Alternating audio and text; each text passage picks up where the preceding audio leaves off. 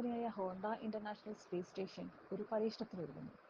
സുസ്ഥിരമായ ഒരു മനുഷ്യവാസം ചന്ദ്രനിൽ നടക്കുന്നതിനായി ഒരു റിന്യൂവബിൾ എനർജി സിസ്റ്റം ISS-ൽ പരീക്ഷിക്കാൻ ഒരുങ്ങുന്നു.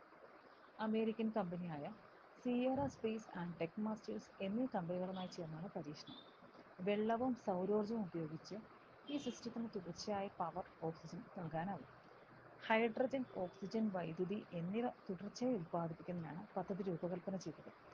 ചാന്ദ്രദിനത്തിൽ സൂര്യപ്രകാശം ഉപയോഗിച്ച് ചന്ദ്രോപരിതലത്തിൽ നിന്ന് ഹൈഡ്രജൻ, ഓക്സിജൻ മൂലകങ്ങളെ വേർതിരിച്ച് അതിൽ നിന്നും പവർ ഉണ്ടാക്കുന്നതിനാണ് ഹോണ്ടയുടെ high differential pressure water ecosystem രൂപകൽപ്പന ചെയ്തത്. ഇതിന്റെ കൂടെ ശ്വസിക്കാവുന്ന ഓക്സിജൻ കൂടെ ജനറേറ്റ് ചെയ്യും. ഈ പ്രക്രിയ വഴി വെള്ളവും ജനറേറ്റ് ചെയ്യാം. ഇത് ഒരു സൈക്കിൾ പ്രക്രിയ പോലെയാണ് രൂപകൽപ്പന. ഈ സിസ്റ്റം ഒരു ലൈറ്റ് വെയ്റ്റ് കൂടെയാണ്.